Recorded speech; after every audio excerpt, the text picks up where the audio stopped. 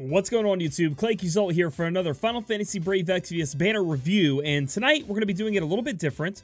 I'm going to try this style of banner review, and it's only because I got really lucky enough to pull all the banner units. I can actually show them off and talk about them as I'm actually looking at them. The first thing I want to talk about is that this Veritas banner does contain 2 5-star base units, and guys, this makes the banner really tough to pull on. I got extremely lucky, even though I spent a lot of money to get these units.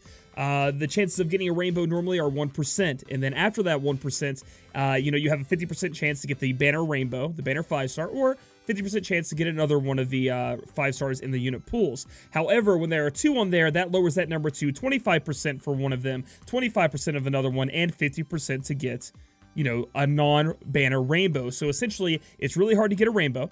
And then it's after that, it's only 25% to get either one of the other 2 rainbows that you want. So if you want a specific one, you're kind of messed over. And then the other, getting an off-banner one is 50% too. So just to be aware of that. We just got word that the near banner is also going to have an extra 5-star unit on there. So 2 booty or 2B is going to be a little bit more rough to get into. But when you're taking in, should you pull in these banners, remember, that's how it is. So let's look over the first unit on the banner that is a 3-star base going up to 5-star in Timothy. Okay, so here we go. We have Timothy here. And Timothy's actually a pretty good 5-star base, I mean, not 5-star base, excuse me, 5-star capped unit, as he does have some things he could do for him. Let's look at his equipment real quick. Can only equip parts in the weapon category, which makes it kind of rough. And then he has some other kind of, he can put on robes, looks like cloth, and then hats he could put on. But that's pretty much it working for him. It's kind of rough, but let's talk about his Trust Master real quick in Trick Hat. And Trick Hat is an amazing TM, guys. I mean, if you're going to be summoning, get as many Timothy as you can, because Trick Hat's going to be best in slot for mages for a long time coming. And it's, Creepy Mask, get out of here, right? But, around the same. Magic 35, which is extremely high. Spirit 35, great to be blocking out that magic damage. MP 15%. This is an amazing TM. It's a hat. It's going to be great for your mages out there, so make sure you pick one of these up if you want to. But let's talk about Timothy and what he can actually do. So we look here, he has magic. He has Deep Protect, Silence, Sleep, Blind, Imperil, Shell, Libra, Cure, Banish, Cura, which he can help with healing a little bit, and Regen. So nothing too crazy there, nothing too amazing. If we go to special here, you can see he does have some, some passives, and Spirit Up, MP Up, Auto Protect, Auto Shell, Auto Regen, which is kind of cool. And then he has Camouflage, so that's going to be a 50% reduction in him being targeted, which he really needs. Because you can see, I only got him up to 4,500 health, and this is using, like, more of a budget build for Timothy, because that's where he's going to be used, is in budget builds. You're not going to be using him if you have a lot of great supports. He's kind of like one of those supports you can use otherwise. He has Hide, so he can stay in the shadows. And then he has Attack Kill, Defense Kill, Magic Kill, Spirit Kill. And I do believe, let me make sure, yes, those are all 50% breaks for 3 turns to an enemy. That's 50%. That's really high compared to, like, normally our 45%. It's 5% higher on a 5-star capped unit. That's pretty good. So as far as a breaker is concerned, he can be there for you. And then we have Mischief, reduce fire, ice, lightning, and fire, ice, and lightning resist for 1 enemy. And what do I have that written down here? I wish I would show, like, if I click on this, that's the thing. It should show you on here, right? In my opinion, on these tooltips. So we're going to go over that too. It should tell me the amount here, and it doesn't in the game. I end up having to go here and look, and I don't like that. I have the wiki pulled up over here, and Harsh Words, it does it by 40%. So that's pretty high in peril there for us. Or excuse me, that's a Mischief. And then Harsh Words is Water, Wind, and Earth Resist, which is 40%.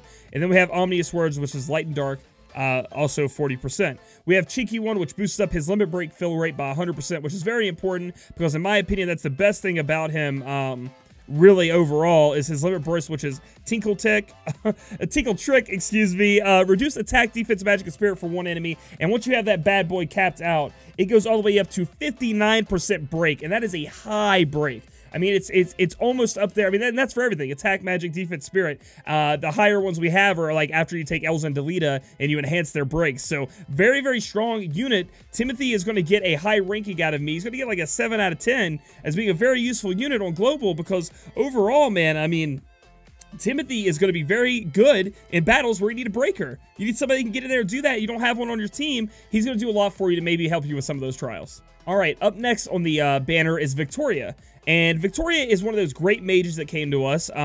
Again, just another very strong unit. But do remember, we do end up having, let me see if I can click here. We end up having 2 4-star bases, which are going to decrease our chances on getting the banner units and more likely getting an off-banner 4-star when you see those yellow crystals finally come down. Veritas of the Earth is one, and then we also have Victoria. So what's cool about Victoria? Victoria has one of the better TMs for mages, actually best in slot, mage robes in the game. Magic 55, Spirit 20, and defense 35. So it's going to give you those defensive things you want, you know, to make sure your mages can stay alive because they're like squishy as hell. But it also gives you that powerful magic stat that you want, 55. That's very strong. I'll be farming one up as we go. So let's go ahead and look at her magic because, you know, she is a mage. What can she do? What's great about her? Not only does she have Firaga to be able to chain with, she also has Firaja. And what Firaja does is after consecutive uses, it's going to be able to build up the damage you can do with her, which is really awesome. She also has Meteor, which is amazing. We all know we like to cast Meteor, but Firaja is one of her better moves. If we move on down, her next best move that she has, she does have Dundar she can cast. She has Bar Thunder, but her better move is a special ability. It's not one you can dual Black Magic cast, because as you can see here, she does have dual Black Magic cast. If we look over here, we can do that with Firaja, which will help us stack up our consecutive uses, which is awesome. And we can also use with double Meteor, which is great if you need to have unmitigated and unelemental damage, excuse me. But the thing she can do, which is awesome, is Overflow. Dark damage to all enemies and powers up with consecutive use, and this is a chaining ability. And I'll show you guys that when we go into actually using them against the arena dummy. This is probably her go-to move as long as there's no dark resist, as it does, I think it hits 10 times, and it has a really high multiplier, and it can keep going up and up and up. She also has, as you can see here, for a Well of Wisdom, reduce magic and spirit for all enemies, so there's a little bit of break right there. She has Undying Beauty, because she is a beauty. Regenerate MP after each turn and during battle. She has a Seductive Witch, which will boost up her magic when equipped with a hat or a robe, which we're going to have that covered, etc., etc. And you can see here that I have put on, this is how I have her built up. I have a lot of the great TMs on her. We're going to test her out with this equip right now. Now, I don't have the best mage in slot right now. I mean, probably her robe obviously would be better than the rainbow robe. Not defensively, we're talking about just raw magic stats, and maybe having double Mateus's Malice would be better, but that's where we are right now. Again, going over this, she has Black Magic cast, like I said. She also has Magical Awakening, which is going to be able to boost up her magic by quite a substantial amount if you need to do that. So that's pretty good with her. So where do I see Victoria sitting as far as the mages? I think she's really high up there. I do think she's above Exdeath. I think she's still below like the Transterra and Dark Venus of the world, but she's still really powerful. Her Firaja won't be as strong as maybe an Emperor's fire ability that he has that he can consecutively cast, but she is one of the only mages out there that can chain and elemental chain and dark chaining, which will help because we are going to be doing a little bit of dark chaining now thanks to Dark Veritas showing up. So very good mage unit. Next up on the banner is Veritas of the Earth, our first Veritas unit, and he is a tank unit, 4-star base going to 6-star, and he's very, very strong. If you guys did watch my tank rankings, I gave him number 2 over Warrior of Light, and now we're going to discuss kind of what he has in his package. First off, let's look at the equipment I have on him. You guys can check it out here. It is a little welled out. It is a lot of TMs, but check out his stats. I mean, 11,000 health. You know, he's got 479 defense, Spirit 247. He's rivaling the Warrior of Light and the Wilhelms of the world on how much stats they can have. Very, very strong. You can see how I equip them up. Obviously, I just took everything I had on my Wilhelm, threw it on here for example's sake, but I mean, I was really surprised. This is before pots, too. I don't have him max potted out, so he'd be even stronger. A lot of people are asking me, before we get into Veritas of the Earth, should I, you know, level Veritas of the Earth? I have Warrior of Light leveled, I have Wilhelm leveled. The thing is, guys, not only are you spending more pots as far as stat pots on them, you're also spending more Gigantor and more time. If you have another tank already potted up, don't waste your pots. Just go into another tank willy-nilly like. Wait until you get into a fight where you may need Veritas of the Earth, and then possibly get him up there. Because honestly, pots aren't a dime a dozen. Stat pots, in my opinion, they're for me at least, they're not to be going on like 3 or 4 tanks. I'd like to save them up and use them maybe on my damage dealers and my supports coming out to make sure they're tanky and stuff too. So that's my 2 cents on that. So let's go ahead and look at what makes Veritas of the Earth awesome. So first, let's talk about his TM right here, and that is Sworn 6's Pride Earth. And the reason I really love this TM is, 1, you can throw it on a tank, boost up your defense with a heavy shield. But 2, you boost your attack by 40% if you're wearing heavy armor. Now, it says non-stackable, so we're going to be throwing that onto our damage dealers who are having a heavy armor and a sword in their hand, so they can be proccing those 2 different TMs, this one and then the one that procs off having a sword and a heavy armor on, right? For the 50% plus attack. This one's 40%. It is the highest we can have right now. in terms of, so it's better than the attack 30% we have, right? It's better than that, so it's going to be best in slot on a lot of attackers. We're going to want one of these on each of our attackers. So I'd say farm 3 of them maybe. You know, you're probably going to have 3 physical damage dealers on your team at once. It's probably the max you're going to want to have. So I wouldn't be fusing them all into one. I'd wait it out and try to get 3 of them if you could. Very, very good CM, A++++. So magic-wise, you're not really going to be using Veritas for that. He is a tank, but he does have the option of doing stone damage just in case you need to do that for an ability, a mechanic, or to pass a mission. He's going to have that in his kit for you. Let's talk about his passives and what makes him great. He can counter. He has On It for an Eye to double that counter rate, which is amazing. Defensive barrier, okay? Defensive barrier is what makes him freaking awesome. Now, it is 20%. He gains 20%, all right? Damage mitigation to the entire team for 3 turns. That's what defensive barrier does, and that is very powerful, guys. It's not something just to bat an eyelash at. That is 20% damage mitigation for 3 turns. You can just keep casting that on yourself. It's just awesome to have on your tank because your rotation could be like get into the game, provoke, then cast my cover, which we'll talk about in a minute, his AoE cover, and then defensive barrier or defensive barrier and then AoE cover, whichever way you want to look at it. Very strong ability. And then he has Earth Lord here, which is convert Earth damage received to HP restoration. So if at any point Veritas of the Earth takes Earth damage, elemental damage, he's going to just take it, negate all of it, and just recover HP. So that's awesome. So if he's against Earth boss, he's just going to laugh at him. And this goes for all Veritases. They have one of these abilities depending on their element. And then when they get below 30% HP, they're going to pop some kind of passive they're going to have on him. And for Veritas of the Earth, that's going to be 100% defense, 100% spirit buff after reaching below 30% HP.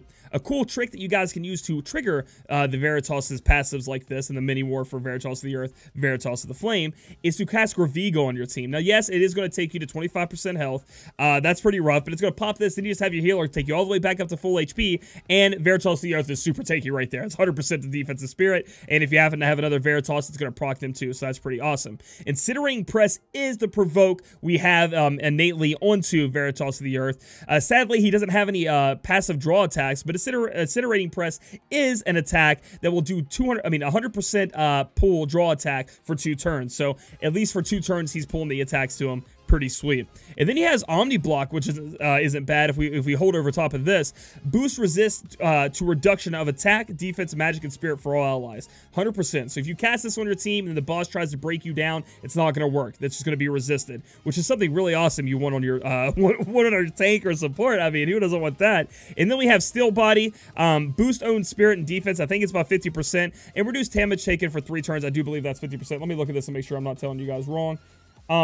Decrease damage taken by 20%, excuse me, on Still Body, sorry, 20%, and the defensive spirit is 50%. So, not too bad if you need it, but I'm sure you're going to be buffing your defensive spirit up around that anyway, and if I'm casting any 20% damage mitigation, it's going to be the defensive barrier for my entire team. So, kind of a move that's kind of off to the side there.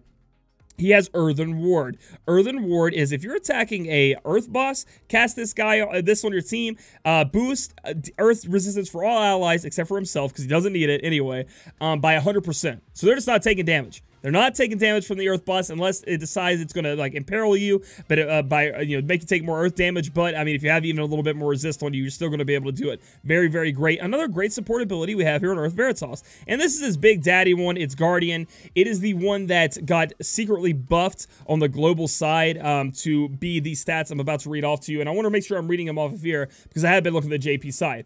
So a chance to protect all allies from physical damage 60% of the time.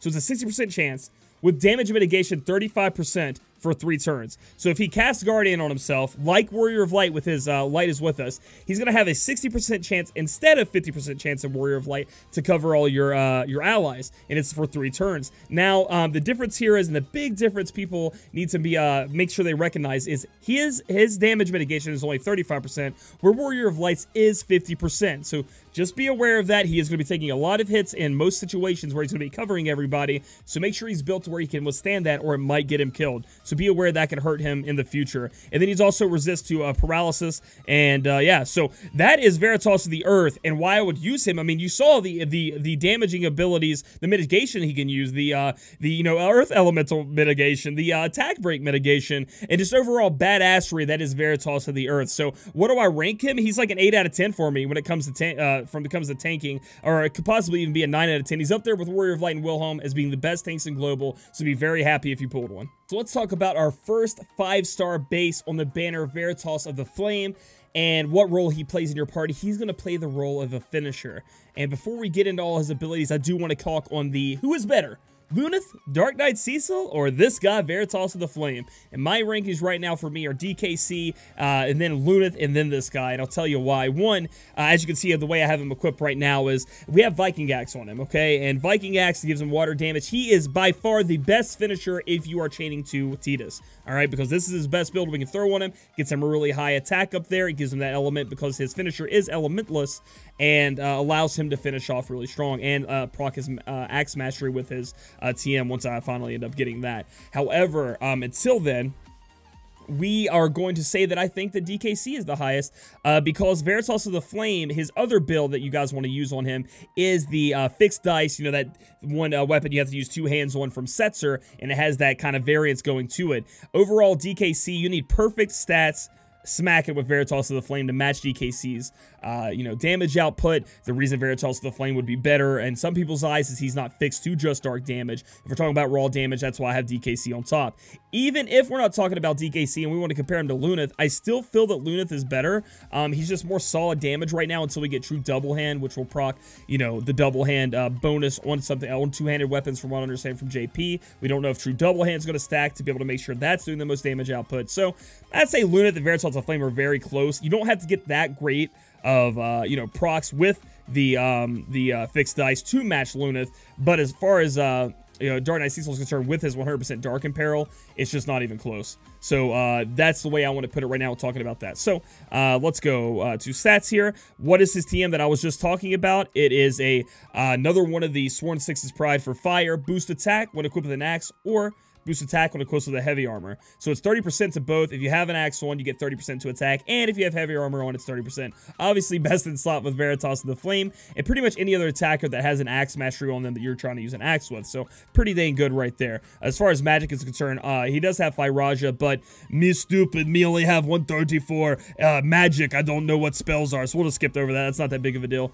We can see axe mastery here, and you might be asking, you know, why is the fixed dice better? It's just an elementless. The best axe we have is the one that has water on it, and half the time you're not even going to want to chain with water unless you're with Tidus. So we want to have an elementless item inside of Veritas of the Flame, so that fixed dice is really good for him. So sadly, we're not going to be able to take that axe mastery unless we're training for Tidus, unless they release some great axes in the future, which then we could take a part of it. He does have auto refresh, getting his MP up, which is amazing. Unmoving, he is not going to be blind, paralysis, or turn to stone, which is pretty sweet. Like all the Veritas have, he does have defensive barrier, just like the Veritas of the Earth. So that's pretty sweet, because 20% damage mitigation to your entire team is awesome, and anybody that has it gets another plus in my book. Pretty sweet. He has Flame Lord, and this is similar to the Earth Veritas one. Fire damage comes at him, he eats it, he sucks it into his body like Majin Buu. He gets HP up, no big deal. And when his HP drops below 30%, his attack is going to 100% buff on himself. Very strong stuff. Heavy Stomp is his damage hitting ability. It ends up like with the damage unmitigated, you know, defense thing. The unmitigated damage ends up coming to a 5 times multiplier, and that's pretty low when you're comparing it to Luneth or Dark Knight Cecil, because they can get up there pretty high regardless. But he does have a way to catch up a little bit in Uplift. Uplift is a 30% chance when taking physical, or a 30% chance, when taking 30% magic damage, to enable him to be able to use the bigger ability of Heavy Stomp, which is a 10 times multiplier when you equal out the unmitigated damage. So really, really powerful if he can get Uplift to proc, and that's 30% of the time when taking physical, 30% of the time when he's taking magic. That will help him equal that damage out. I mean, a 10 times hit from this guy, pretty powerful. Another thing that goes is great for him, besides all the stuff we've already talked about, is his versatility. He has Flaming Axe, he has Earthen Axe, he has Dark Steel Axe, and he has Arrow Axe. So this means that with Arrow, what do these abilities do? Let's get into that first. They add that element to his attacks for the next 5 turns and imperil the enemy by 50%. So that is extremely a powerful move, and that's what makes him so great. Is that he can, like, hey, you need me to fire chain, or do you need me to do some fire damage? Boom, I got you, and I'm going to imperil. Oh, you need some earth damage? You know, me and Eileen are going to work together. We're going to dance in the sun. Boom, I got that. Oh, actually, I'm going to buddy up with my Veritas of the Dark. Dark Steel Axe, I got you. I put that on my element. And then we also have Folan, who did wind damage. He can chain with Folan, too. So that's another thing we're talking about here with Veritas of the Flame, is he could be a finisher for all of those with that element, and being able to take advantage of the imperil, too. And use the fixed dice, which is pretty sweet. And then he has Inspire, guys. And Inspire is an 80% buff to attack and magic for all allies. 80%? Are you kidding me? Now, it is 80 MP, though. I mean, it's not like he's going to have to, like, suck all his MP out, but, like, but thank God he has, you know, what we're talking about, auto-refresh to help with that, but that's pretty big up there. And then he has Fiery Retribution. And what Fiery Retribution is a chance of reducing, okay, tooltip, you can't even give me the, okay, chance of reducing fire resist for one enemy when receiving magic damage. So this barely ever procs. It is a 20%, and it has to be magic damage, but when this imperil goes off, it's 100% fire, you know, imperil, so pretty damn good if it does go off, because then, like, if that ever happened to me, I'd be like, cast flaming axe, please. Like, that's what I would do, but it's only 20%, so it's going to be on the lower end. So, again, what do I think of Veritas of the Flame? How high am I ranking him up there? He's an 8 out of 10 to 9 out of 10 for me. Very, very strong finisher. When we get the better double hand, the true double hand, we have a couple other abilities we can slap on him to be good. That's what we're going to go with, but for right now, he's going to be, you know, he's going to work for me because he's going to be my Titus finisher, and he's very, very strong. So now here he comes, Big Daddy Dark Landu. Veritas of the Dark hits us. 5-star base going up to 6-star. Roll on your team to look awesome while chaining. To be the greatest chainer in the game right now for me overall. Probably not doing the most damage, unless you have DKC with you, then he's going to be doing a lot of damage. But still really dang close to it, and very, very powerful. Let's look at his TM real quick. Very, very strong TM. Boost attack when equipped with a large sword or heavy armor. That's 30% to each. That's going to be stacking with the other ones we're using from, like, Veritas of the Earth, and then we're using the other TM, that Dark Knight Soul, that's sword and heavy armor, and we're gonna be hitting that 300% of cap soon. Like, it's coming. Like, just believe me, it's gonna be coming out. So let's talk about what he has on him. He has Graviga, which we're going to try to be using on our team to be able to get these procs from our Veritas' passives. And then he has Impact, Dark Damage, and Reduce Attack, Defense, Magic, and Spirit for all enemies. So he's going to hit them with Dark Damage. It does cost 80. Really high MP. I'm sorry. It is high MP. But it's 45%. So move out of the way, Warrior of Light, and your breaks. Because we have a 45% here that can do it to everything in one turn. So that means we can use Veritas of the Earth on our team if you got Veritas of the Dark. Or, you know, he's just going to be able to provide you with that breaking if you need it. So, yeah. Sorry, Warrior Light fans. I don't mean to be pooping on him too much. I love him. I will still be using him. Don't worry. Let's look at his specials here. We have a bunch of stat ups, which is awesome. He has auto refresh, which is cool. Defensive barrier again, which is cool. We always want to be casting that if we need it. We have Osmos Blade. So remember, this is a key ability that is similar to what, you know, Orlandu has. So we're going to be comparing him to Orlandu here to see who is the top Supreme Kai of this. And you know, we have the ability from Orlandu who can get MP back. And then we also have Osmos Blade here with Veritas of the Dark. So I'm going to call him even there. They can both try to get MP back from the enemy. He has Large Sword Mastery, just like Orlandu does. So you're going to make sure you have at least one Dark Sword on him, or a Large Sword on him. And then we have Dark Lord. You know, since he's Voldemort, he's going to convert dark damage when it hits him. He's going to suck that up and get HP resist, and then it's going to boost his attack and his defense by 100% if he goes below 30%. So he has a little bit more than Veritas of the Flame has because he gets the defense added onto it. And Dark Punishment here, guys, as you can see right here, is his ability that is essentially Divine Ruination. The only difference, it is Divine Ruination. It is the same chaining. It is the same frames. The only difference, same MP cost. The only difference is that it imperils 50% dark. That's it. So, essentially, what I'm going to try to tell you guys right here is that you can chain light with Veritas of the Dark. You do not have to, you can put Excalibur in his hand since you farm so many. You can use everybody's Orlandu friend, and you just chain him with Orlandu. The only difference is the enemy is going to have a 50% Dark Imperil, and you're just not going to be using it. That's literally it.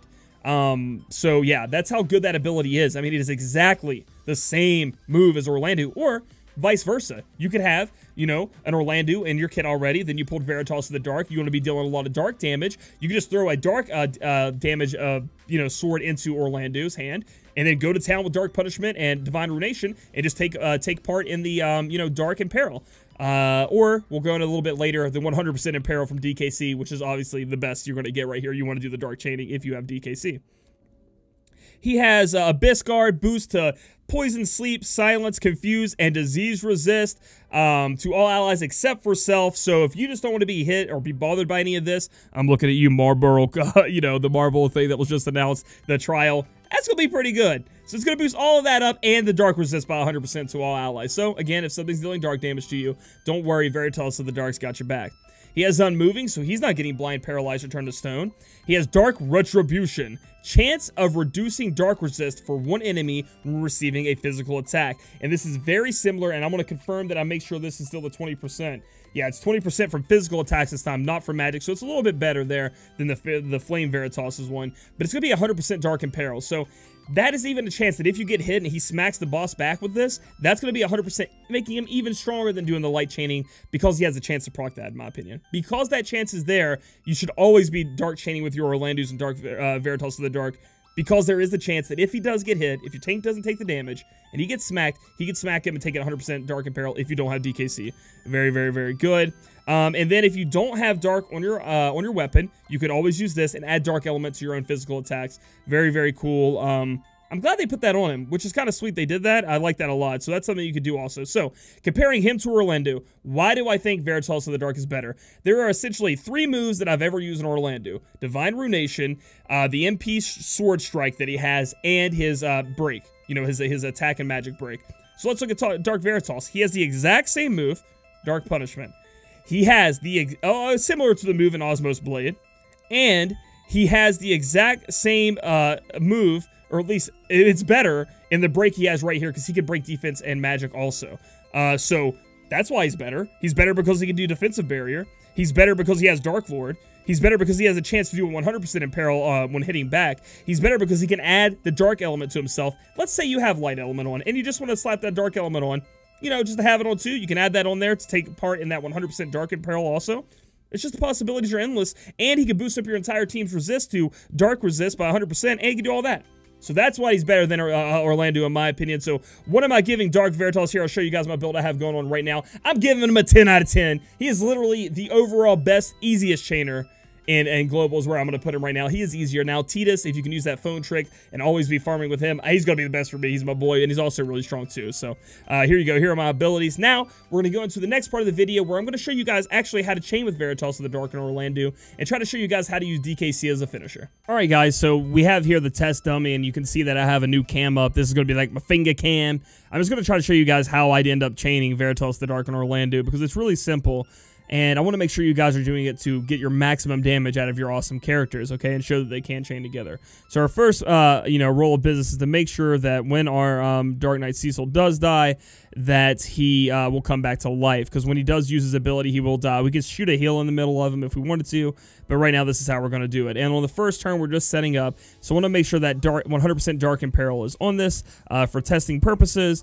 And there you go. So he's going to come back to life. Now, the reason we have Veritas of the Flame, we're not going to be using him for a finisher or damage right here. We're going to be using him for his buff. So now that Dark Knight Cecil is alive and he could be buffed up too, we'll buff the mouse out. So let's talk about how to chain with Orlando, double Veritas of the Dark, or as I have here, Veritas of the Dark and Orlando. The way you want to have it is you want to have them really close to each other in the back line. Most of the time, I'll have my Dark Veritas or my Orlando or my Titus or whatever Eileen, whatever I'm chaining Fravia right here, and I'll have my friend unit right here. That way, they're both on the back line. They're easily accessible, and it's easy to touch. So right here, the way you guys do want to chain this is you want to do light button presses. You want to go Orlando first and Veritas, and it's kind of in a bop-bop, bop-bop, bop-bop, kind of like that. So here we go. We'll go like that. We'll see if we can get up to 27 chain, which is what we want. And there we go. We hit it. That is a perfect chain. Let's see how much damage we did. We did 10.9 mil, which is pretty good.